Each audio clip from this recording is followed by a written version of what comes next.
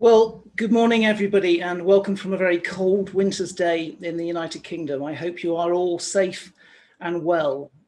These are certainly surreal times, and thank you for joining us today for, as Angela said, our webinar, Exporting for Growth through China's Greater Bay Area.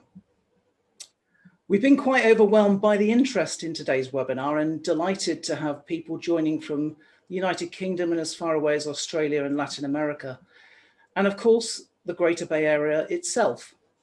So wherever you are and whatever time of day it is for you, a very warm welcome. My name's Richard Lowe, and I'm Managing Director of Hewlett Rand, a training and digital learning webinar consultancy working between UK and internationally.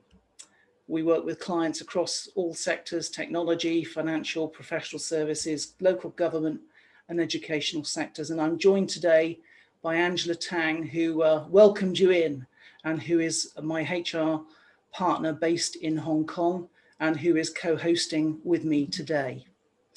We've organised and are hosting today's webinar on behalf of the Bristol and West of England China Bureau, where I'm a Director of Business Initiatives. The Bristol and West of England China Bureau is a not-for-profit membership organisation who for decades has been connecting the vibrant business communities and educational institutions between the southwest of England and China.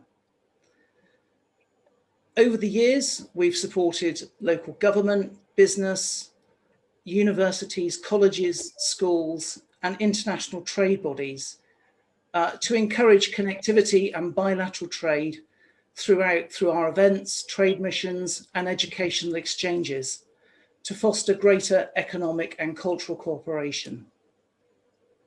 Importantly, for those that don't know, the city of Bristol, where we're actually headquartered, is the sister city of Guangzhou, which sits obviously in the very heart of the Greater Bay Area. And this year, Bristol and Guangzhou celebrate our 20th year anniversary of our very special friendship between our two cities. We host regular events, and today is actually our first official online webinar for the China Bureau, and we're grateful to be partnering with Invest Hong Kong, Cyberport, CW Accountants, the UK Department of International Trade, Business West and FinTech West. And a special thank you also to TLA Global Advocates for their support in both the UK and China. For those that are unfamiliar with the West of England region, we are one of the UK's most productive and successful economies. We have a highly skilled and diverse talent pool here, contributing to a thriving, extensive and very well connected business base. Our high-tech, aerospace, advanced engineering, creative, digital, financial, fintech, professional services, educational, tourism, and food and beverage clusters all make globally significant impacts. So obviously, learning about the opportunities for the Greater Bay Area is all as great interest to us as I'm sure it will be to you. And so to our webinar. The Greater Bay Area is something that we all need to be very much more aware and enlightened about. China has brought together the collective strengths of southern China cities, provinces, Hong Kong and Macau to create a centrifugal force for continued growth in both China and obviously for many international companies expanding their operations to the ASEAN region. So to share their insights, we're absolutely delighted to have Stephen Phillips, Director General of Invest Hong Kong, joining us today to share a very comprehensive overview of this very exciting region for both investment and exports. We'll then hear from Eric Chan, who is Chief Public Mission Officer for Cyberport, an important tech hub based in Hong Kong. Eric will zoom in onto the important role that Cyberport play within the GBA high-tech and startup system. Our final speaker is Thomas Wong, Managing Partner of CW Accountants, who also partner with Cyberport and Invest Hong Kong. The CW team support hundreds of international companies entering the Greater Bay region, and we'll provide some examples of just how you can get started in the Greater Bay Area. Once we've heard from all the speakers, Andrew Davis, Head of Investment Promotion of Invest Hong Kong, will chair our speaker panel Q&A. So during this webinar, if you've got any questions that you want to ask, please post your question directly to Andrew Davis using the chat messaging function in Zoom. Finally, before handing over to Stephen Phillips, some important housekeeping. Please, as Angela reminded you, please keep your microphone on mute. And if you can, where your device allows, do switch to speaker view. Then you'll be able to see the main speaker and their slides. Please feel free to use the chat to make comments. And if you need support, reach out to Angela or Mei Li, who are supporting us today. For all the speaker details, for the partner websites, for any Twitter tags, they're all in the chat function. So if you look in chat, you'll see we put a lot of the details there for everybody that's taking part today. Towards the end of our webinar, you're also invited to join us because we'll probably come off main view into a gallery view to take a shot of everybody if you'd like to join that. So without any further ado, I would be delighted to now hand over to Stephen. I'm going to stop sharing my slides. Stephen Phillips, thank you very much.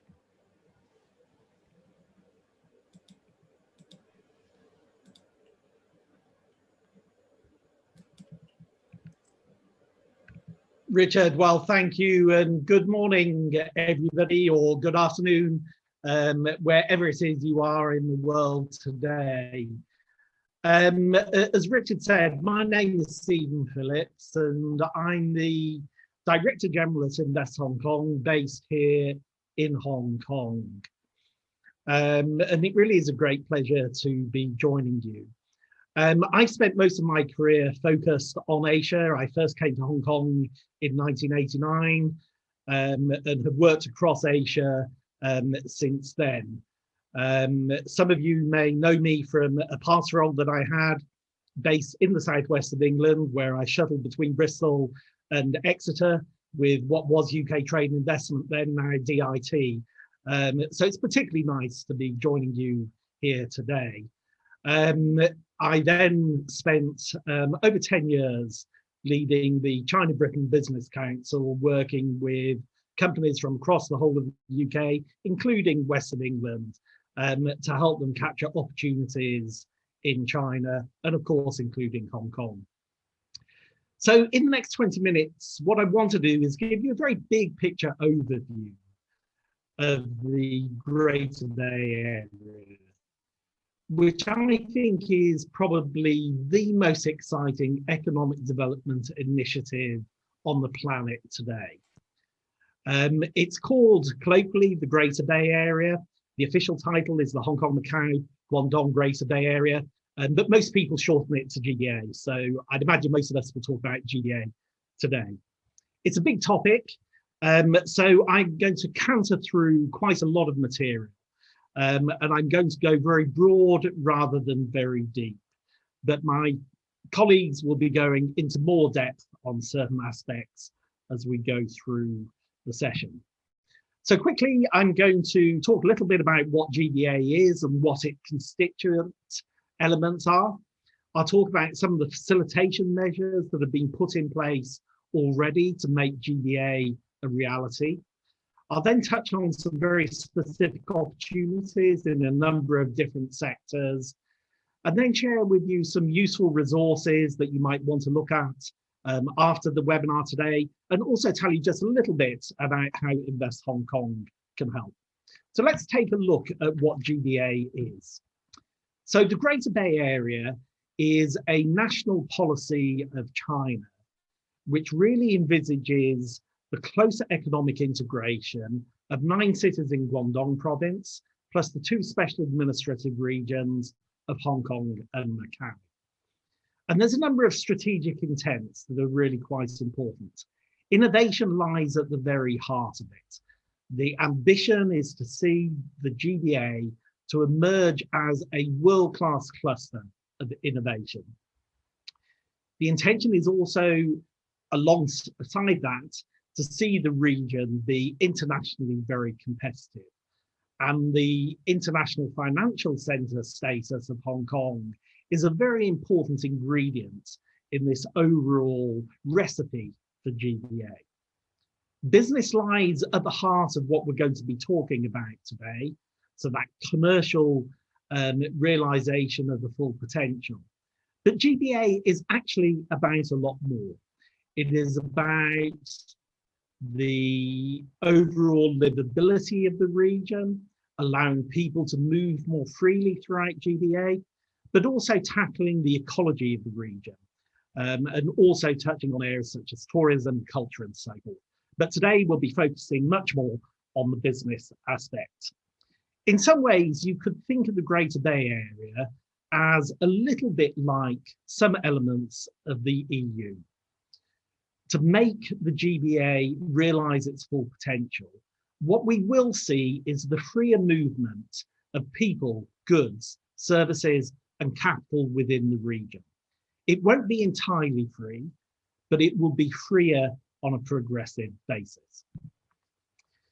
The GBA consists of 11 cities in total, so 9 cities in Guangdong and the 2 SARs, as I mentioned. What is important from a commercial point of view is the size of the economy already, and it already represents 11% of the total GDP of China as a whole, of course, the second largest economy in the world. But also GBA is home to 70 million plus consumers with the highest GDP per capita of the whole of China. So it's a very important market, whether for consumer goods or whether for financial services or a whole range of other products and services. The region is also home to some of China's most innovative companies. I'm sure you've heard a lot about Shenzhen in particular, where over the last 4 decades of the opening up and reform, it really has been a hotbed of innovation within China. GBA is a little bit complicated. It actually consists of 3 different legal systems, 3 different currencies, 3 different regulatory environments, all with their own very distinct features. And the smartest companies will be leveraging the best of each of those 3 different jurisdictions to maximum effect. The intention isn't to harmonize everything, it's to see harmonization of some standards, easing the movement of goods, people, services, and capital. But it isn't about a single regulatory and legal system. So looking at how you can leverage the best of the 3 different systems is actually quite important. So let's look at the economic sides in a global context. And I think this gives you a broader feel of just how big GBA is. Today, GBA would be roughly the 11th largest economy in the world. It's bigger than Australia, Spain, South Korea. So arguably, it's hard to ignore even today. But if we look 10 years ahead, GBA could be within the top 5 economies on a global scale. And if this recipe for GBA really is realized in the next decade, I foresee that this is well within the realms of possibility. This slide gives you a little bit of a feel for GBA in the context of other Bay areas around the world. So comparing it to Silicon Valley and the New York Metropolitan Bay Area and Tokyo Bay Area. I think what you can see really distinguishes GBA is the scale. Scale in terms of landmass, in terms of population, in terms of existing GDP. And at the heart of it really is this whole issue of it becoming even more vibrant as a financial center with innovation and with the strength of the technology and advanced manufacturing base that already exists within Guangdong. This next slide is a little bit more fun. I think it brings to life GBA in a way that the boring statistics don't. But if you take H&M, you can see they've got more stores already in GBA than in San Francisco or in Tokyo. Likewise with IKEA. So that tells us something about how some of the world's leading consumer brands already see this part of the world. So now I'd like to touch on some of the facilitation measures that are really making GBA a reality.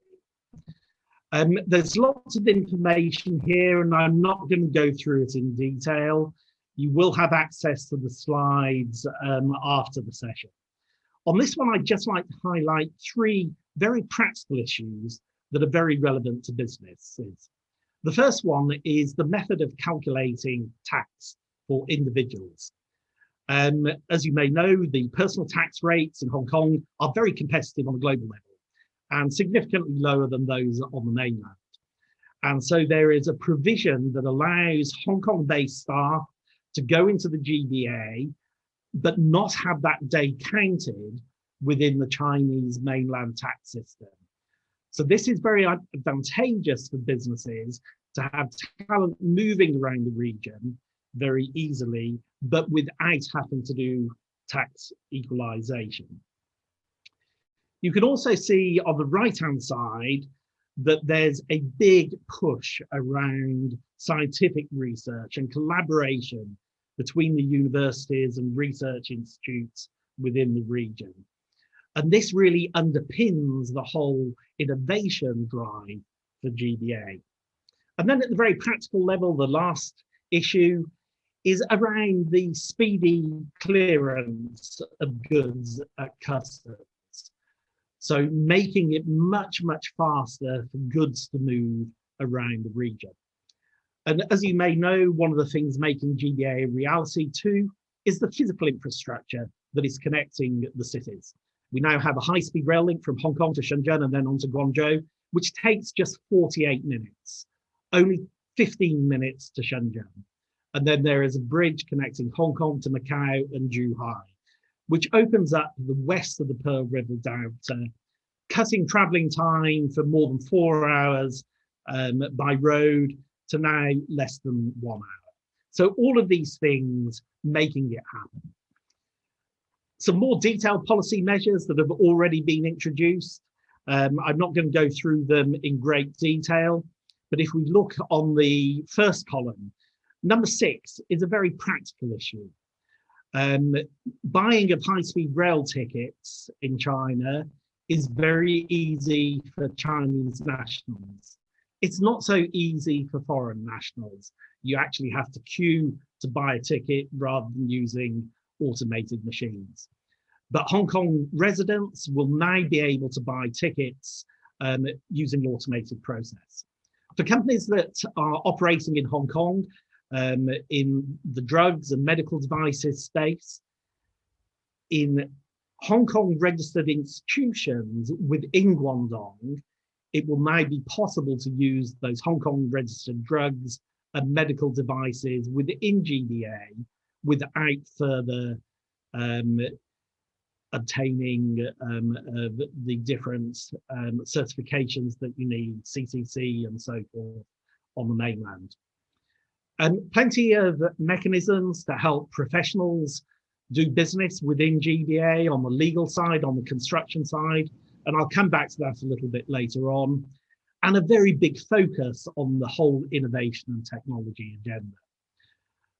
To show how collaborative the work will be, there will be, in effect, a joint science park between Hong Kong and Shenzhen, in effect straddling the boundary between Hong Kong and Shenzhen, to really see much more interaction between the innovation ecosystems in those two cities.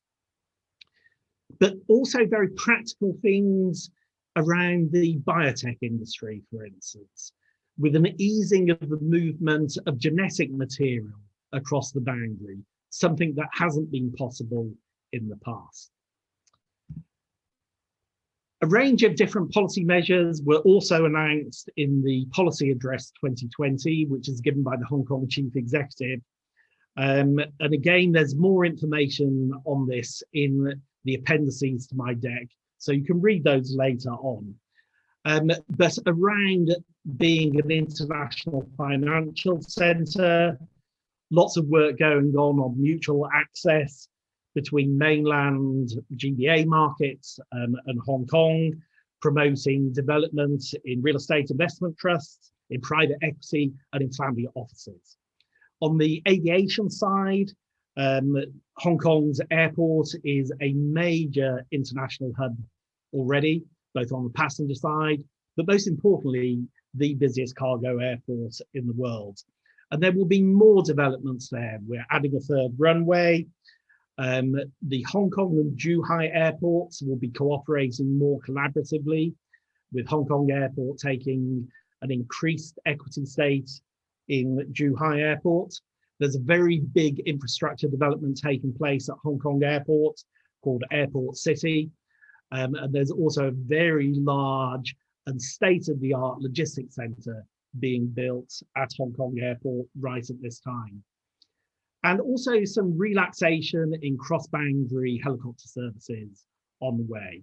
And on the innovation side, as I've said, the joint development of the new science park at the border, lots of facilitation measures around attracting best talent from around the world to Hong Kong and the GBA, and also encouraging young talent to get exposure to the Greater Bay Area. So now perhaps I could just touch on some of the specific opportunities that we see. One is around wealth management. So this is about the 70 odd million population of GBA, the wealthiest within China.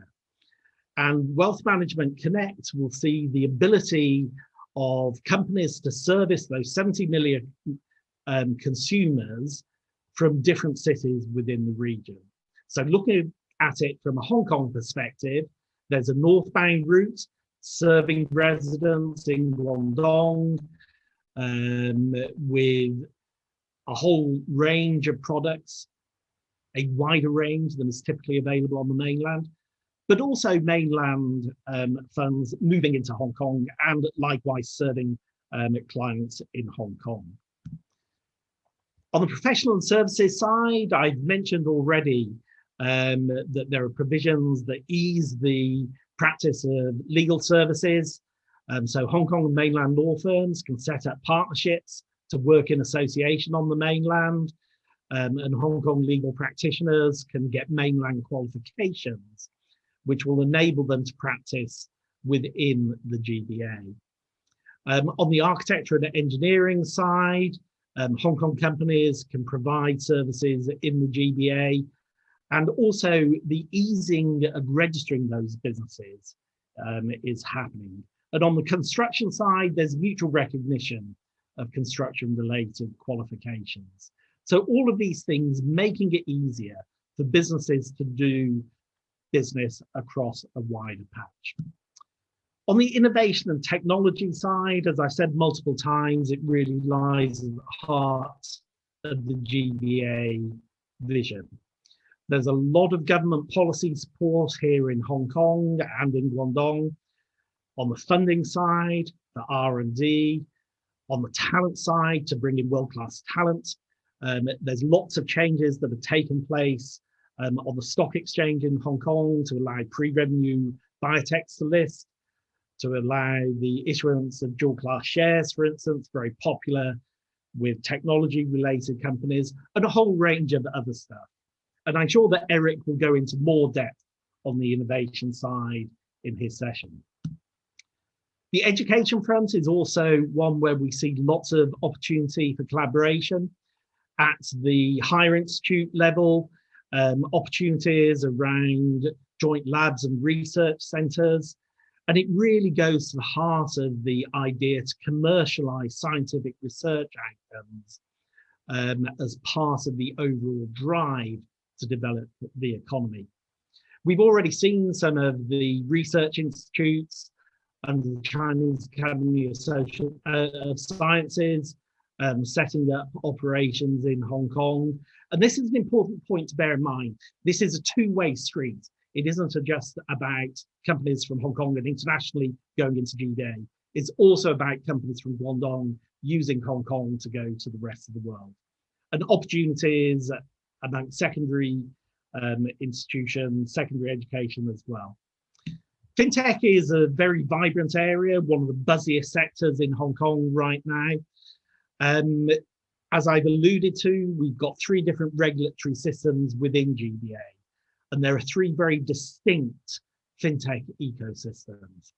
But what we will see is more and more possibilities for this cross-boundary servicing of clients, whether on the personal side or the business side. At Invest Hong Kong, we've got a dedicated fintech team, and we actually have a colleague based in our London office focused on fintech, Keith Moses, and he'd be happy to talk to you about what's going on the fintech front. And we have a dedicated website called FinTech Hong Kong, which has got a wealth of information about what's going on the fintech front.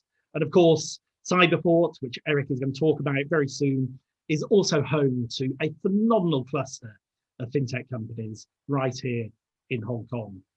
But on a day-to-day basis at Invest Hong Kong, we're working with the Shenzhen FinTech Association and the Guangzhou Digital Finance Association as we look to pull together activity more and more closely.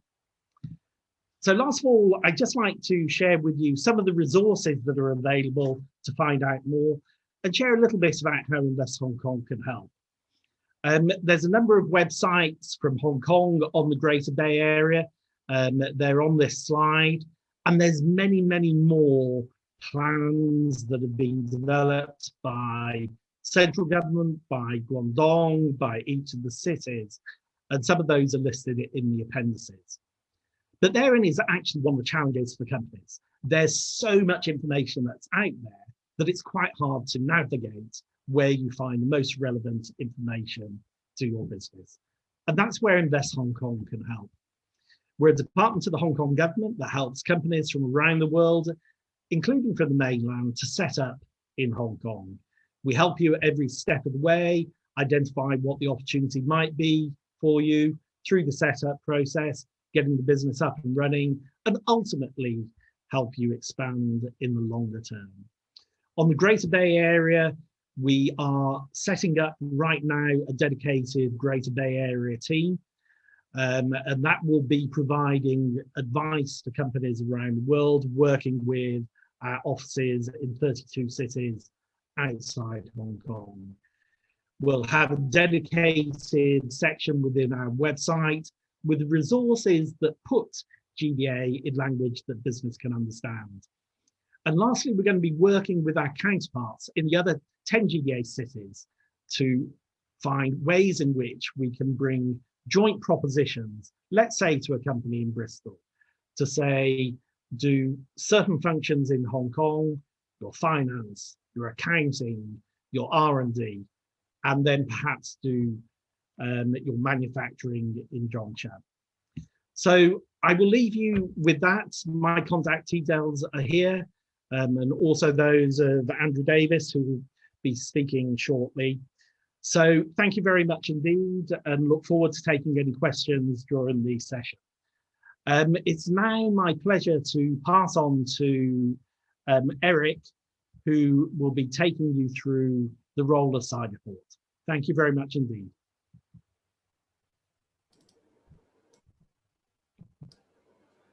Thank you, Stephen. So Eric, yeah, please do feel free to share your slides. Thanks.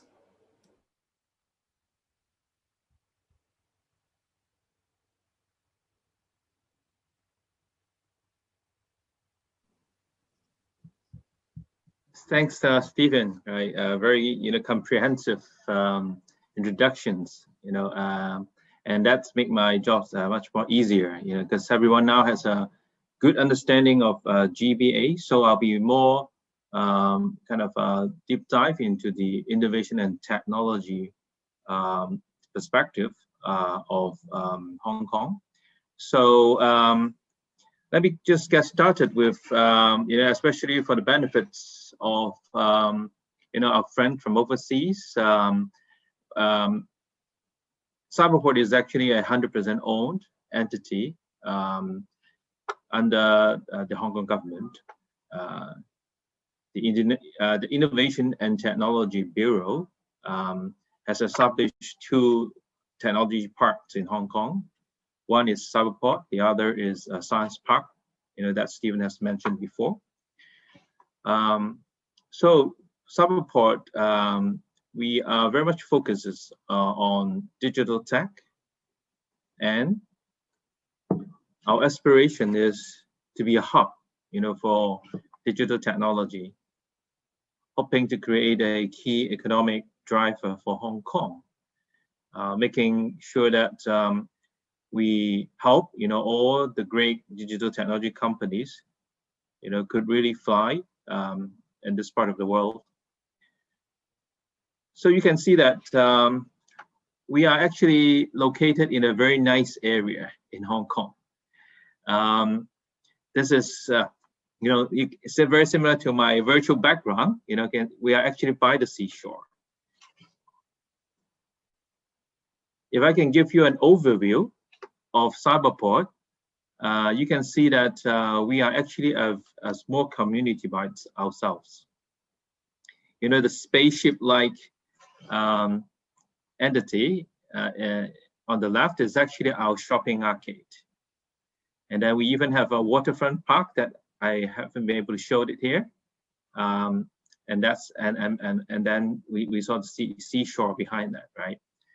So this whole campus, we even have a hotel, which is now run by Marriott.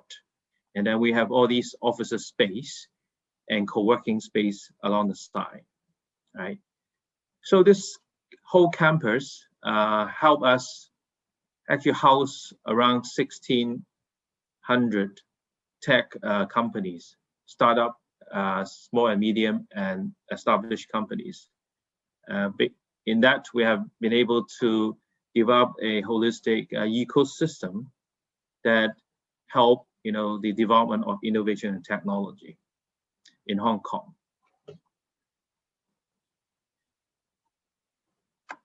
So we have, very established tech, giant tech technology leaders like Microsoft, AWS, and the rest, here, together with some of our, well-known startups that have actually gone a long way and to become unicorn already, with valuation, over $1 billion US. They are, Google X, Klook, VLab, and so on. So we have actually a very good track record of helping startups, to begin that journey, the unicorn journey here, through our help. And apart from all these programs that we are running, like incubation program, we provide office space, for the tech companies. Obviously, there are large companies who would be like, using our office, and then we have a lot of companies using our co-working space, where we call the smart space. And then for our incubation program, we actually provide our offices free of charge to them, right? As long as they are with our program for a 2 years program. So you can see on the right-hand side that we actually have a number of very renowned companies like VLab and Zhonghua. They are the very first virtual bank of Hong Kong and virtual insurance company of Hong Kong, right? So and through the support that we have been providing with them, especially working very closely with regulators and all the stakeholders, many choose to be, have a presence in Cyberport. I guess the main reason is to be really in the center of the innovation and technology hub, and have the chances to work together with other startups in a cluster environment. One thing I need to mention is Cyberport is very much like Hong Kong. We are like a miniature Hong Kong because we are very international. You can see that 1/3 of our company is actually coming from outside of Hong Kong. Obviously, there are companies coming from mainland China, but we also have a good portion of companies coming from US, UK, and other parts of the world. So for the UK friends who are interested to come and and invest into Asia Pacific market, Hong Kong and Cyberport definitely is a very good choice, and you will find it very easy to settle down here because it is real home to many expatriates with multicultural diversity. Something that we track as one of our performance is have we been able to help our startup in raising funds, which is very important, especially when the startup reaches a certain stage of growth. What we call them, what we normally call the scaled up journey. You can really see that in the past few years, the entrepreneurship atmosphere is really good. Just in the past 2 years, these are actually just fundraised by companies within our community. Okay, it's not for the whole of Hong Kong. We have been tracking them. In 1 year we raised 5.5 billion, and last year we raised around 4 billion, right? And on the right you can see the unicorn that have already made their way and be very successful. And then at the bottom, what we have placed here are what we call our unicorn pipeline. They are the very successful ones, going to all the way to become a unicorn very soon. So I want to talk a little bit about what we do, how we help our startup. We very much believe in talent. So talent cultivation is one of our major efforts, and that includes the incubation program that we provide. I'm going to talk about more details later on. And then what we also believe is of paramount importance to tech company is to help them find customers, because without customers they don't get the revenue. If they don't get revenue, they cannot really demonstrate their business model. So with the help of Cyberport, we help open a lot of doors for our startup to meet many enterprises, large corporates, through our effort in integration of new and traditional economies. Because there are actually a wide range of startup in Cyberport.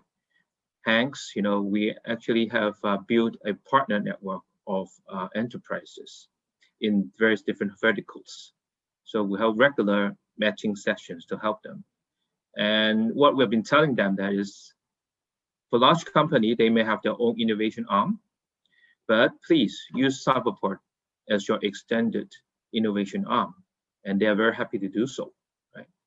So they come and visit us, do matching with our startups, and hopefully can bring some value, to the group and to the industry.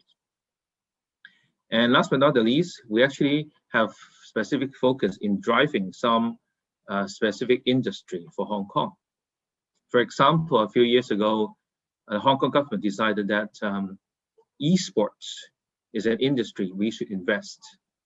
China is really big, which takes up around 40% of market share in the esport industry, with people like Tencent Gaming, who already own Riot's games and others. So what we have done is the government has given us $100 million, providing subsidies to groom esports company, as well as supporting them in organizing events, getting connected with the global scene, global partnerships, and so on and so forth.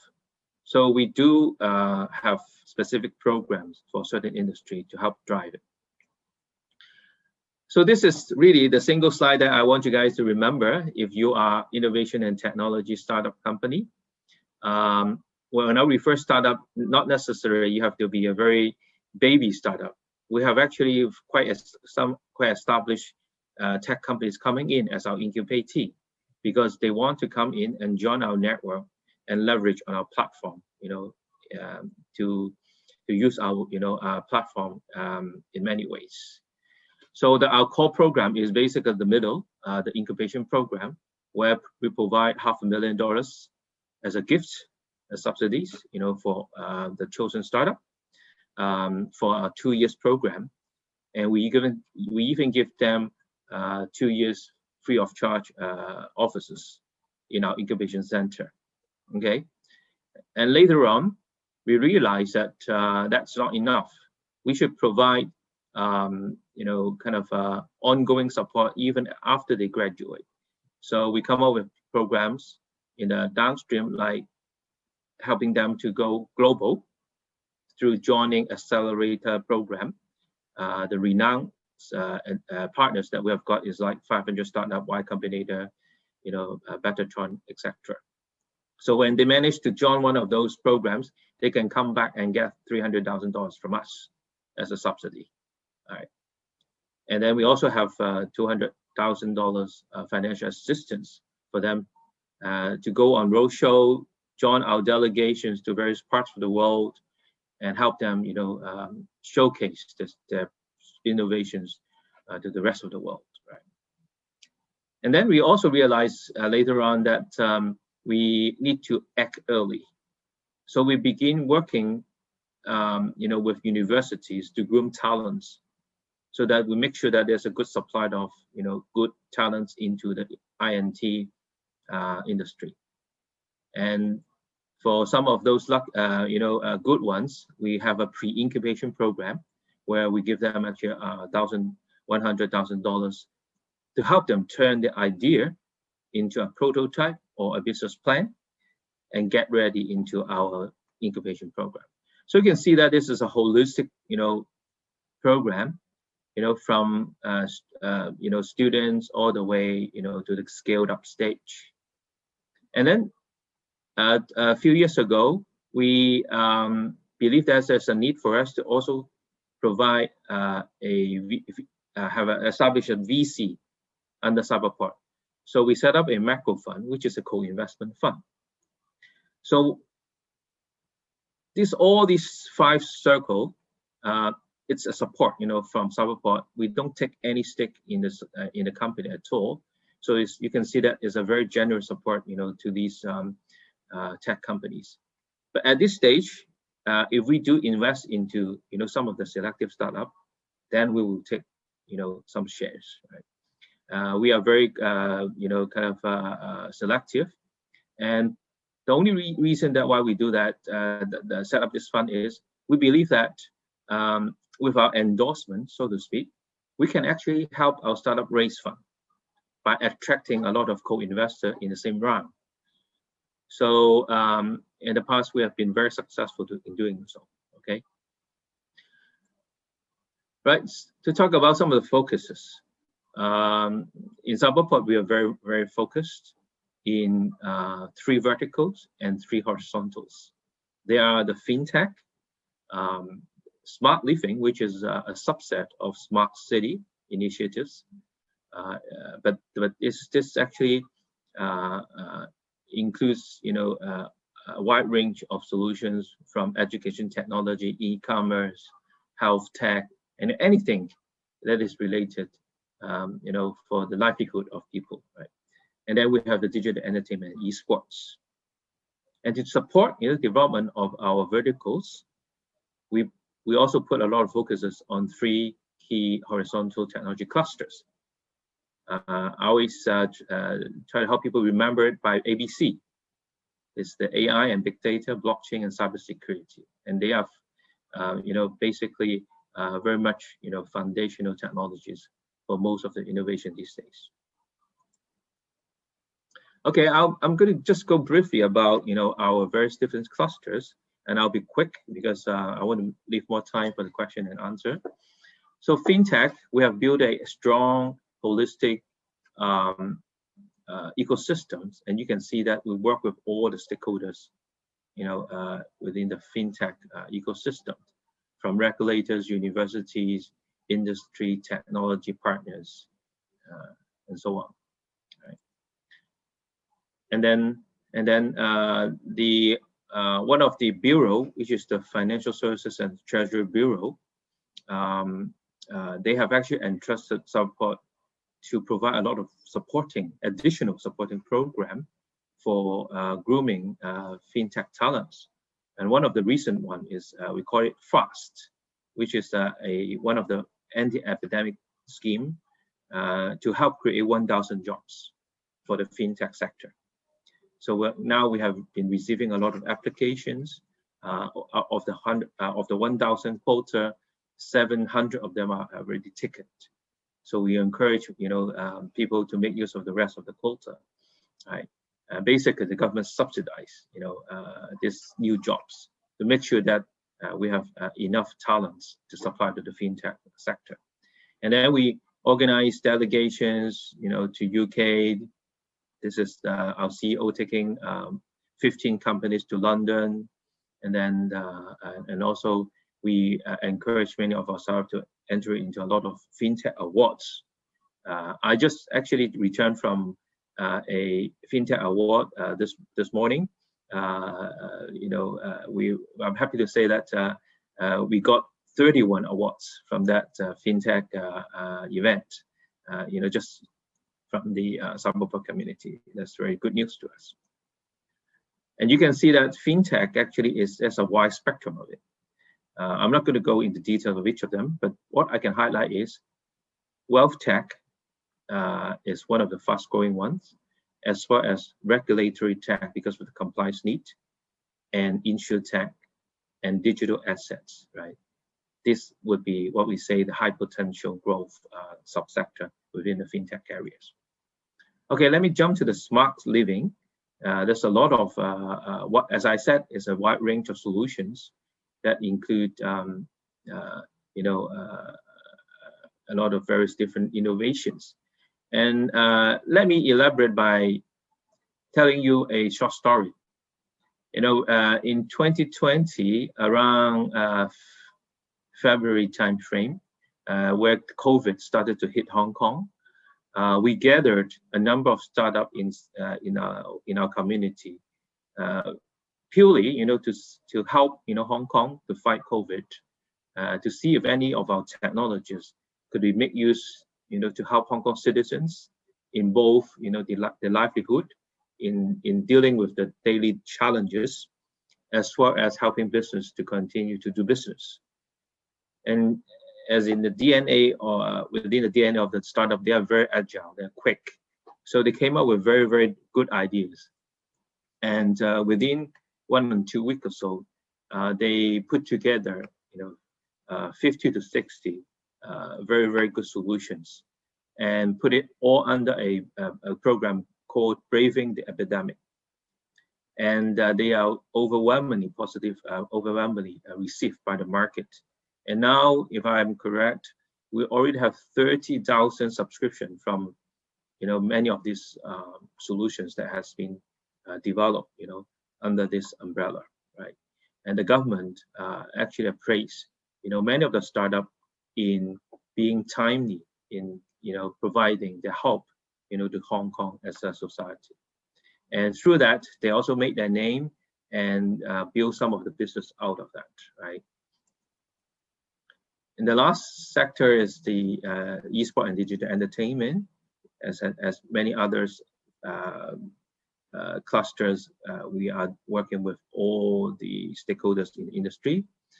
And as I said, the government gave us $100 million, and we use a big portion of it to build a world-class esports venue in Cyberport, using part of our shopping arcade.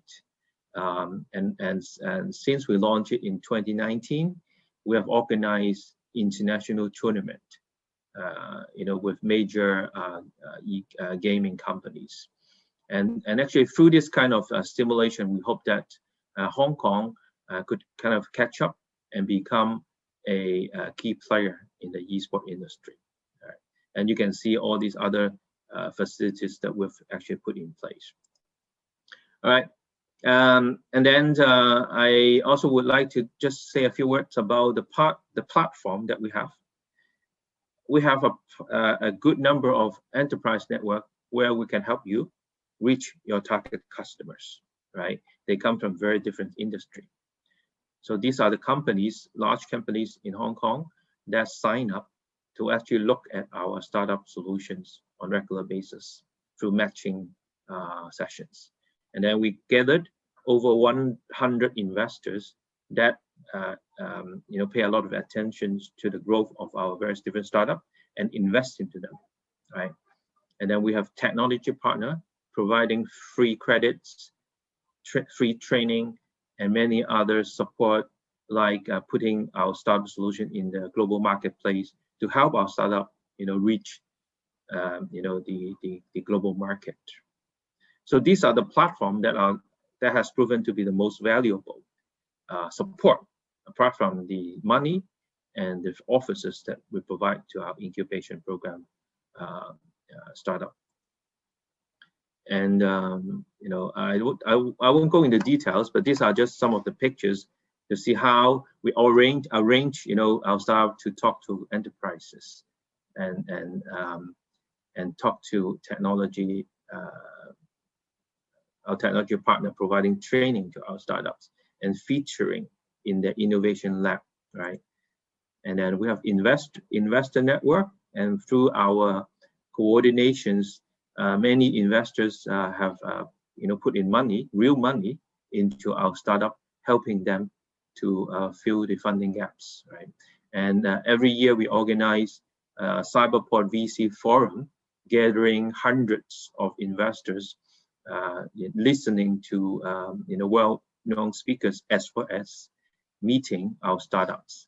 And we just finished one in last November, where we managed to have 300 deal flows, on that day, right? Even it's a Zoom version. We cannot go for a physical one this year, but last year, but then still, the job got done. And these are some of the startups that we have invested ourselves. These macro funds, as I said, we managed to draw a multiple effect. Every dollar we put in, we attract $12 because of the co-investment from our partners. Right. So Stephen has already mentioned a lot about the GBA potential. So I'll probably go faster here. But then some of the things that we have been doing is we help actually attract both investment and talent, from our GBA counterparts, right? And these are some of the programs that have been running, together with our GBA partners, including talent cultivation program, and we help our tech companies to get people, from both overseas and mainland China to come to Hong Kong for a fast-track visa arrangement. And then we also provide internship opportunities for Hong Kong people to go to various different places. And so far, we have helped many of our companies to expand outside Hong Kong to GBA and other places in the world. And some of the partners in our network, they also come from GBAs, right? And then something that it worth mention, this is probably the last two slides, is we already established a UK Hong Kong FinTech Bridge, where we have some UK partners that we have been working with to help bridge the FinTech community of the two places, right? Hong Kong and London are both the leading international finance center. And for obvious reasons, the FinTech communities are really vibrant.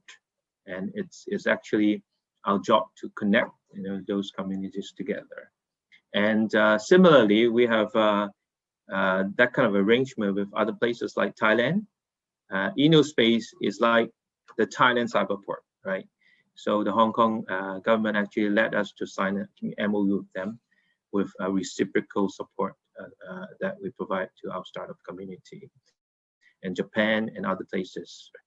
And then already mentioned the Accelerator program that we have established international partnership, and we organize delegation exhibition all over the world, sometimes and very often, in conjunction, in collaboration with Invest Hong Kong and TDC, our Trade Development Council. And needless to say, if any tech companies, any SME or startup, they have the aspirations to become a unicorn, Hong Kong is just too small a market with 7 million people. So our proposition is use Hong Kong as your test bed, because Hong Kong is the perfect place for you as your first stop, in Asia, because this is the place where the East meet the West, and then we will bring you to the GBA, which is 10 times our populations, with a great market potential, as far as the neighboring countries along the Belt and Road, right? Because I'm sure that you might have heard in the news that China has already signed the regional comprehensive economic partnership with many countries in the region, and I would expect that there will be tremendous opportunities, arising, from this economic partnership agreement, and we are actually quite ready to support our community companies to go and grab those opportunities. With that, I come to the end of my presentation, and you can actually reach us. You can many of the information that I shared is already in our website, down here. And then if you have any questions, you can send it to our email. So I'll stop here, and back to you, the host. Thank you very much, Eric. I think we're now going to hear from Thomas. So if you could unshare your slides, then Thomas will be able to share his. Thanks very much for that very insightful presentation. Thanks very much, Richard. Good morning to all the friends in UK, and also good afternoon to friends in Hong Kong. I'm Thomas Wong, partner of a CPA firm called CW CPA. And just now, Stephen Phillips has mentioned something about how Invest Hong Kong, can help overseas companies, particularly startups, to come to Hong Kong and then eventually going to the Greater Bay Area. So this is Invest Hong Kong is a government organization, so it is truly something that you can rely upon on. And then if you want to start a small business first in Hong Kong first before entering into the Greater Bay Area, you can use Cyberport, and then they have a very good incubation program where they offer financial assistance to all of you, which just now Eric mentioned. And then, of course, if you want to go to Greater Bay Area and through Hong Kong, you need an accountant like me. So we are very, very strong in the Greater Bay Area because we have 2 offices in the Greater Bay Area, one in Shenzhen and one in Guangzhou. And of course, our head office is in Hong Kong. So without saying too much, of course, to my friends in UK, I have a strong love, for UK because when I was young, I started to listen to Beatles, and then slowly Rolling Stones, and then Elton John, and then later Pink Floyd. So with all this, I think I am very accustomed, to the UK economic environment. So that's why I can see that the fintech industry in UK is growing tremendously well in the couple of 2 years. And therefore, this webinar, we would like to jointly with Invest Hong Kong and also Cyberport, we would like to lure more UK enterprises, you know, to come to the Greater Bay Area and enjoy the benefit. So with my presentation this morning or this afternoon, I would like to show to all of you, in particularly, I would mention to all of you, you know, the 9 cities of the Greater Bay Area.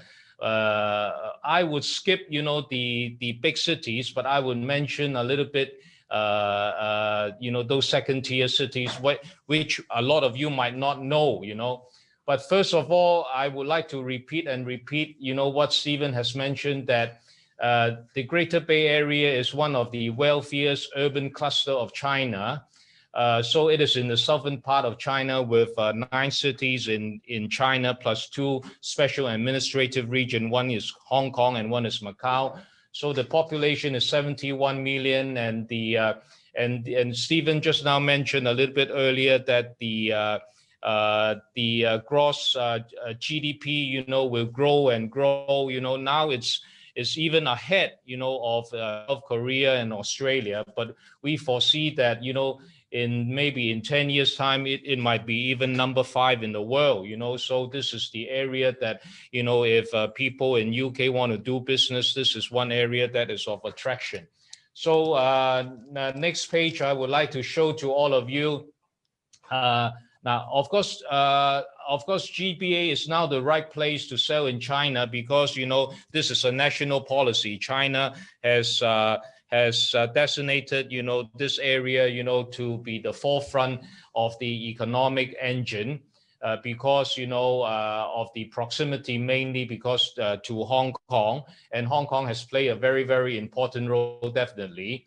And then in this Greater Bay Area, we have now about 71 million people, and most of them are very, very rich. And then, you know, it has developed into a very good cluster. You know, I call it a middle income bracket. So a lot of demand, you know, will be from this area. And what I would also want to say that now, if people would like to do business in the Greater Bay Area, you can think of also what we call the cross-border e-commerce, which is very, very popular. Now, because of COVID, I can see that a lot of overseas clients or customers, they cannot come to the Greater Bay Area. They can inquire with Invest Hong Kong and see how they can enter into the Greater Bay Area using the e-commerce, you know, trade to do business. That is to say that they can put their products, you know, on any e-commerce platform that associated with Invest Hong Kong. So I would like to spell again that in China, 9 cities of the Greater Bay Area plus 2 cities, Hong Kong and Macau. This is what we call the Greater Bay Area concept.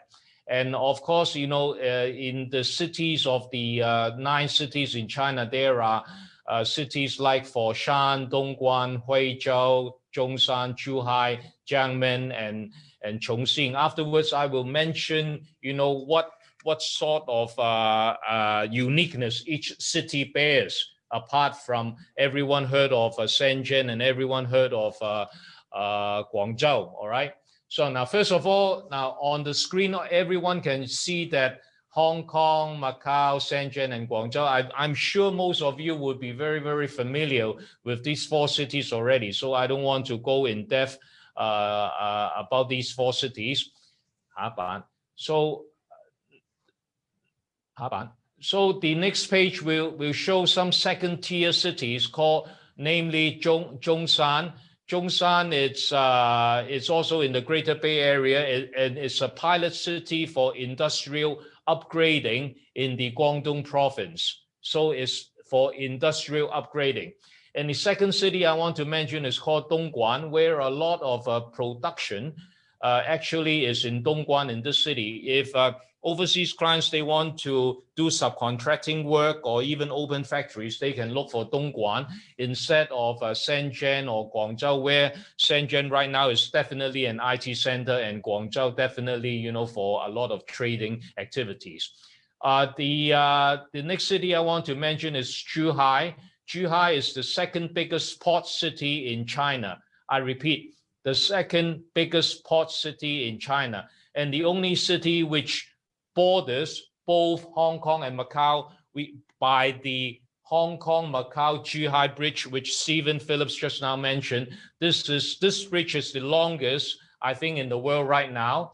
And then the next city I want to mention is called Foshan, and it is a very important transportation center where there are a lot of agricultural industrial base in Foshan. And then if overseas businessmen, they want to do even in agricultural business, you know, Foshan is the city that they should look for, and definitely Invest Hong Kong can give, you know, some information to overseas clients. Then following, I will talk about Huizhou. Huizhou is the second largest city in the Greater Bay Area with rich land resources. Actually, Huizhou is very near Shenzhen, and in the recent 2 years, I see a lot of businessmen in Shenzhen. They are migrating part of their business base to Huizhou, which is at the outskirts of Shenzhen.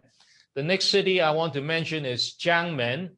Jiangmen is a very important source of supply of agricultural products and byproducts for the Pearl River Delta.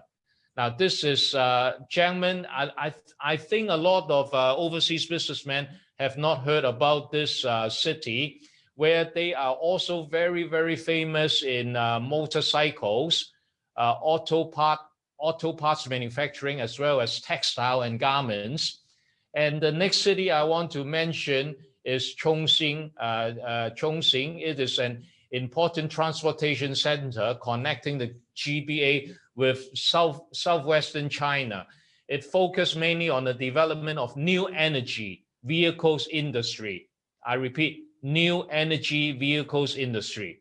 So as you can all see that different cities, second-tier cities in the Greater Bay Area, each one have its uniqueness, and they offer a wide variety of business opportunities for overseas businessmen. And definitely Invest Hong Kong and Cyberport can help you, and me as an accountant, I can help you with all the compliance work, the setup, the incorporations, etc., etc.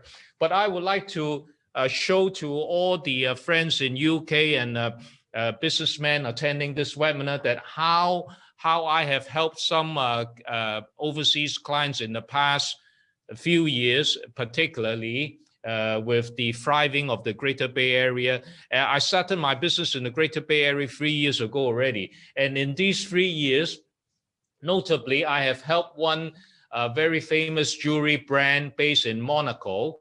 And then I helped them, you know, to set up a company in Hong Kong and establish 2 foreign investment enterprise in Panyu. Panyu is another city in the Greater Bay Area. I would call it a third-tier city. It's not one of the 9 cities that I've just now mentioned. And of course, you know, they are doing online and offline shops in China. Online, that means e-commerce, you know, so we provide a lot of consultancy work to them. So this is one case that successful business model. I've helped them using Hong Kong as a hub, and then eventually, you know, go to China, Greater Bay Area.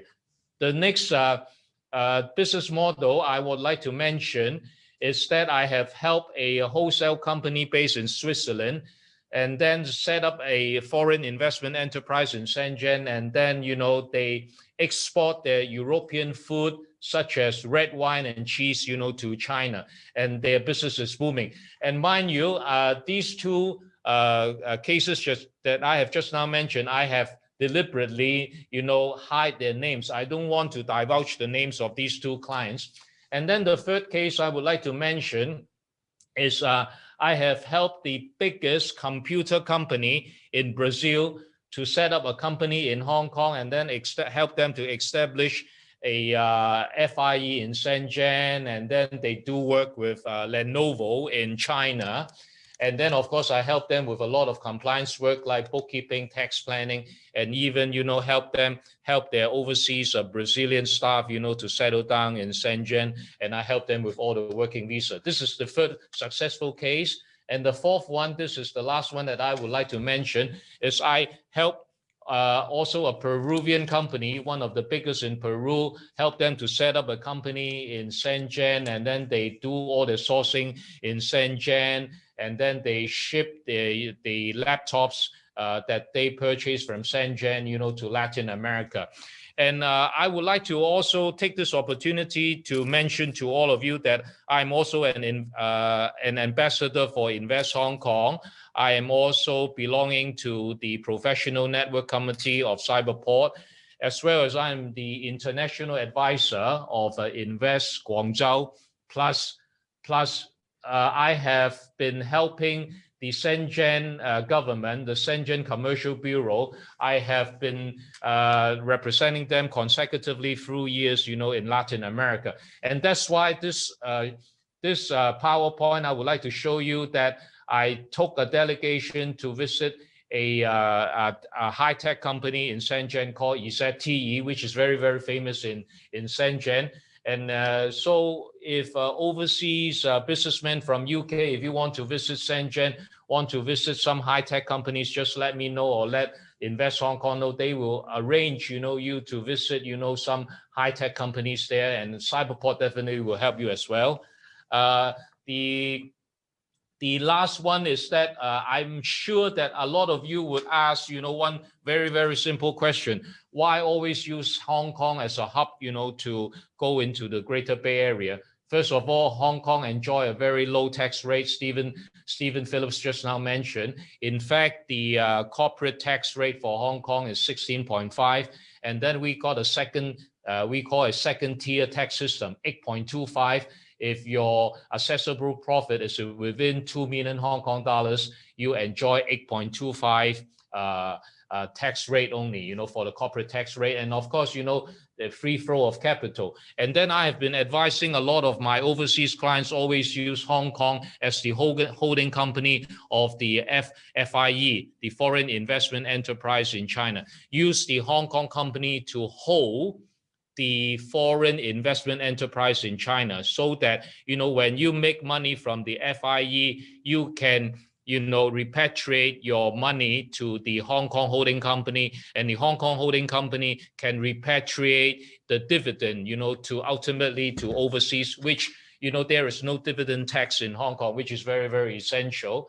So I think what I have shared with all of you is a brief overview of the 9 cities in the Greater Bay Area. And from the accounting perspective, I mentioned to you, the tax rate, and then why we use normally a Hong Kong limited company to be the holding company of the FIE. I do not encourage using individual to hold the FIE. I do not. I always advise use a Hong Kong company, which is a separate entity.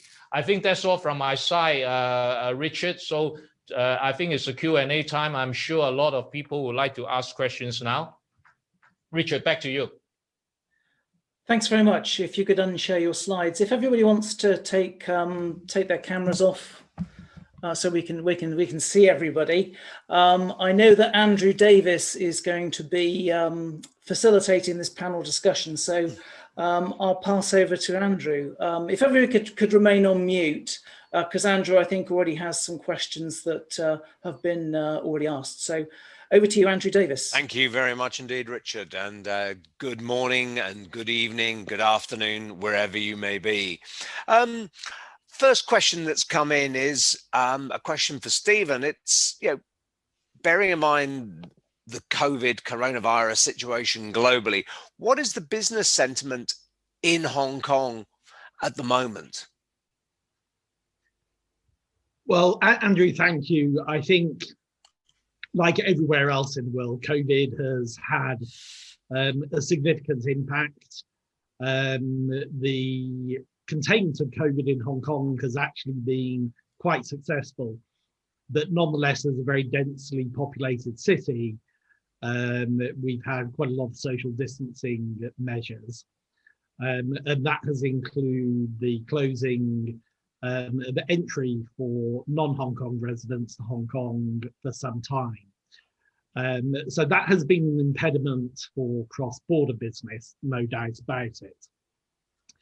But in terms of businesses operating in Hong Kong, some have been significantly hit. Not surprisingly, the tourism sector, the food and drink and retail sectors. Other sectors have been much more resilient. And indeed, some sectors are quite buoyant. I would imagine that also underlying the question is Hong Kong is frequently in the headlines, particularly in the UK, around political developments in Hong Kong. As everybody knows, we had social unrest in 2019, which largely has been resolved. And we have the introduction of the national security law more recently, which really has brought stability to the city. So the businesses that we're talking to at Invest Hong Kong are happy with a more stable and more predictable environment. And really what they're looking for most of all is that travel restrictions begin to ease as vaccinations are rolled out across the world. But what I would say, obviously, as a Brit, I watch and read UK media very closely. What I see and what I read doesn't really represent what I see on the ground. I think it is a much, much more positive story on the ground. And the topic we've been talking about, Greater Bay Area today, is really exciting companies that we're talking to, both already in Hong Kong and around the world. Great. I mean, it's the travel restrictions, I think, are the biggest bugbear for the UK clients when they can't travel to Hong Kong to either start their business or to develop their business. And it's, no matter what they say about Zoom and Teams and other methods, still sitting down face to face with clients, whether it be in China or in the US, is still a vital part of that. Thomas, you touched on a couple of points about the differences between the Greater Bay Area and Hong Kong. Thomas, what's the essence, the top two differences between setting up a business in Hong Kong and setting up a business in the Greater Bay Area? Okay, thank you, Andrew, for this question. As I mentioned earlier, that I always advise my clients to use a Hong Kong company to be the holding company of the foreign investment enterprise in China. Basically, because of our low tax system in Hong Kong, this is number one. Our tax rate, 16.5% profits tax rate, 16.5%, and we got a second tier tax system called 8.25, which if your assessable profit is within 2 million, you are only be assessed at 8.25. But in China, what we call the unified tax rate is 25%. 25%. So there can be some tax planning in this regard. Of course, you know, the overseas clients should ask for an accountant to handle this for them. But in essence, what I want to point out once again is the low tax and simple competitive tax system of Hong Kong. We just only have profits tax, and we just only have salary tax, and then we do not have dividend tax in Hong Kong. The money earned by the Hong Kong company, you know, can be repatriated, you know, to the overseas parent company without paying any dividend tax. And the second point, I would like to point out that why people use a Hong Kong company is that, first of all, Hong Kong definitely, from a geographical point of view, is just next to Shenzhen. It's just at the outskirt of what I call, you know, outskirt of the Greater Bay Area. So there will be a lot of what we call using Hong Kong as a vehicle, you know, for a lot of trading, for a lot of activities. And I think a lot of overseas clients, they even do not know that Hong Kong has signed a closer economic partnership agreement, you know, with precisely with China. And then a lot of people do not know how to use a Hong Kong company to make use of this full advantage of what we call zero tariff. I think for that, the overseas clients can ask Invest Hong Kong for some information and help. So I hope this answers your question, Andrew. Thank you very much indeed, Thomas. Now I've got a question here that's coming from Stuart Harrison, who's the director of FinTech West. FinTech is, Stephen mentioned, is something that we in Invest Hong Kong are very keen on. So Stephen and Eric, I'd like to ask you, it's about barriers to entry. I mean, one of the concerns of FinTechs will be regulation. How can they find out what regulation they might need to go through in order to offer their services there, and what will it involve? Stephen, do you want to kick off on that? First point I would make is that when we're looking at the Greater Bay Area, as I said, we have 3 different legal systems and 3 different regulatory environments. The short answer to the question is we've got a colleague focused on FinTech based in the UK. So depending on which sector within FinTech a company is operating in, have a chat with Keith or with Andrew, and we can introduce you to the relevant regulators if necessary, whether that's in Hong Kong, whether it's in Guangdong, or in Macau, where there's a smaller FinTech ecosystem. The big differences between Hong Kong and the mainland, I'm sure will be familiar already to most FinTechs. Hong Kong probably has got more parallels with a regulated environment such as the UK, with some similarities over the approach. Lots of use of sandboxes to pilot new ideas. Whereas if we look at the mainland FinTech ecosystem, you'll be aware of some of the very big players, where the market has developed very rapidly with a very sophisticated FinTech ecosystem, but one that is very distinct really to the rest of the world. What we will see though in the months and years to come is this greater cross-boundary application of FinTech solutions within GBA. And I'm sure we'll see new sandboxes to pilot such initiatives. I'll leave it at that. Eric, have you got anything to add to that? Sure, just probably just a couple of additional comments. Okay, I would say that no one could claim that they fully understand what the regulations are, for in the FinTech environment, because it's actually changing, rapidly.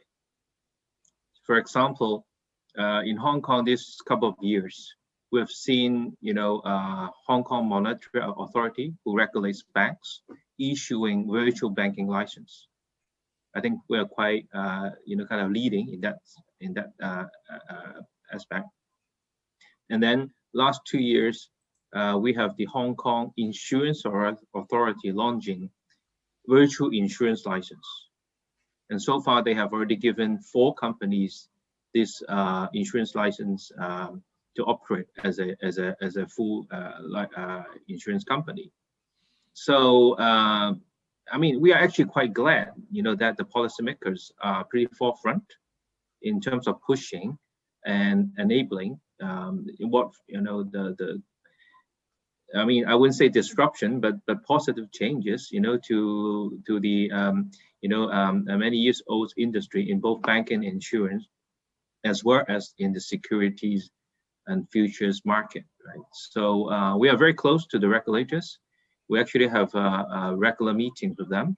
So one of our job is to be the voice for our FinTech companies, so that the regulator knows, what the market needs, and also sometimes we organize informal gatherings between, our community members with the regulators, so that they could have direct dialogue, right?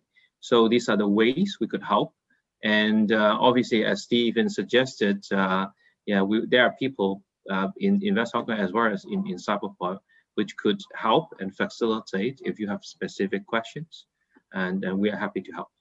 Good. I mean, a follow-on question from Stuart on that is joint venture partnerships. The perspective is often that it's easier way to launch overseas activities with a partnership or a joint venture. How can UK and companies from the West find out about prospective opportunities for fintech partnerships? Eric, Stephen, have you got any thoughts on that? Okay, maybe I'll have a go first. First of all, I want to say that you know, all the support programs that I've mentioned, they are not limited to Hong Kong companies. Okay, so we actually welcome any overseas companies who decide to come to Hong Kong and land at Cyberport, and as long as they have a business registration, a legal one, and they have an operation in Hong Kong, then we provide, you know, all these supports to them the same way as we provide to the Hong Kong companies. You know, that's the first thing that you should know, right? And that's why it's not a compulsory that you have to get some local partners, you know, to form a JV before you can actually invest into Hong Kong and in the and through Hong Kong to GBA, right? But then obviously, being in the center of an innovation hub has this advantage that you have a community of 1,600 companies at the site, right? I mean, in Cyberport, and that actually provides a good environment for overseas people to get to know Hong Kong and the business environment much quicker. And through all these discussions and potential collaborations, some of them actually managed to get into merger and acquisition discussions and partnership discussions, right? So this is exactly why we want to build up this ecosystem and having all these different clusters, you know, at Cyberport, and because this actually encourage, you know, this kind of collaborations and partnership development. Thank you. Stephen, anything else you want to add to that? Yeah, in terms of Invest Hong Kong, part of what we do is for companies that are looking for partners is to help make those introductions, whether it's local Hong Kong, genuine local Hong Kong companies, whether it's mainland companies operating in Hong Kong. Eric alluded to some of the new virtual banks in Hong Kong, which have got partners from Hong Kong, mainland, and outside Hong Kong. So have a chat with us and we'll see what we can do. We can help facilitate the conversations. Obviously, commercially, companies take them wherever they want to take them. Great, thank you very much for that. I've got a question here from Philip Broke from the DIT Southwest England, who's the tech advisor there. Now, Philip says, how much influence do you see the new Hainan FTZ having on the development of the GBA in the medium and long term? Do you see the two trade zones as complementing each other or eventually competing, despite China's preferential policies for the two areas? Stephen, I think you're probably best placed to answer that.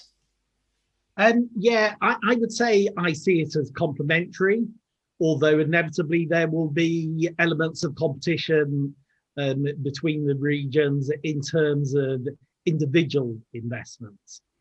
But the reality is what you see with GBA as an economic initiative, what you see with the ambitious plans for Hainan, will actually see the whole economy in southern China, Hainan being an island off the south coast of China, further west than Greater Bay Area, will see actually a rising tide overall. So it should provide more opportunities from companies, both from China, from Hong Kong, and from around the world. So I see it as a net positive.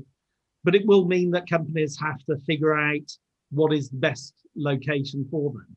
And then that brings you back to perhaps some of the points that Thomas has touched on in terms of the benefits of having an entity in Hong Kong, from a structuring perspective, from a talent perspective, and just because of the similarities of the Hong Kong operating environment for most international companies, particularly from the UK. Thanks very much, Stephen. Now, Richard, I think we've just about run out of time. I know there are more questions that have come in. Do you want to wrap it up here? I'd just like to say to everybody that's on the call, I mean, I'm certainly happy to carry on with some questions for the next sort of 10 minutes, but if people have other things to go to, I know some people have already messaged to say what a great session this has been, how informative it's been, but they've had to go to other meetings. So I imagine, I always saw this as a catalyst event. I think that there's going to be lots of things that's going to follow this. The Bristol and West of England China Bureau, we are planning more webinars like this, and we're also planning future trade missions. So a lot of the stuff that Stephen's touched on, and Eric around Cyberport, certainly whets the appetite for us in the West of England to really come out and take a proper look around the region in Greater Bay Area. So I think it's enthused us all. And I know that Diane Frankham, who is on the call, has also just asked about how we encourage exporters, because West of England, we have the second lowest activity in terms of exports across the UK. We've got lots to offer. How do we engage our local business communities to take that leap of faith and to get on a plane, to jump on a plane and do more? Not saying we don't export, but there's an awful lot more that we could be doing with the diverse talent and the expertise that we've got in our West of England. I would like to sort of ask that one to Stephen. He knows, because obviously Stephen was based here for a while anyway, so he might be best to sort of answer that one for us. How do we get people on a plane when they're working, when they're in operation? Well, I think it all depends on individual companies. I don't think there's a cookie cutter answer to this. There's a sort of structured process that I think companies need to go through. Have conversations in Bristol, talk to DIT, talk to a relevant trade association, have a chat with Invest Hong Kong in the UK, have a chat with the Trade Development Council, Hong Kong Trade Development Council in the UK, and gather information. Then I think there is nothing that beats getting to the marketplace, because when you actually see what is going on, get a feel for what is going on, you'll appreciate how exciting it is. And that's something that just can't be conveyed in meetings and not actually making that visit. But the opportunity is big, it's massive. You need to think very carefully about where to start, how to start, who to start with. You have to be prepared for the long haul. So you need to be ready to both invest capital and human resources time in the process. But there are plenty of people who will help you along the way and tell you about what works, but equally importantly, about telling you where you might trip over and what the common mistakes are. So I'd suggest casting the net wide, have lots of conversations, and then get yourself out here, hopefully later this year. Thanks very much, Stephen. I'd also add to that, Richard. I mean, do follow what both Invest Hong Kong, the Hong Kong Trade Development Council put up on their Twitter feeds and their LinkedIn posts, because there are events going on. It's good to make those connections, and we're there to help. The services are free. Thanks very much. Not to mention DIT at the UK end as well. So very important. Thanks very much. And obviously, that wasn't a question from me or Diane. It was more a provocative question for those on the line that might be there thinking about, whether GBA is right for them. But thanks everybody for joining today. I think if there are any other questions that people have that go unanswered, all the contact details have been shared on the chat. I'll send an email out afterwards with the link to a recording for this. We'll have it edited from today. Any further questions that you've got, we will send those out to the speakers who've joined us today. But thanks ever so much for joining if you've dialed in today. And thanks ever so much again to Stephen, to Eric, to Thomas, to Andrew, also to all of our partners that have joined today. Thanks very much and have a great evening or day wherever you are.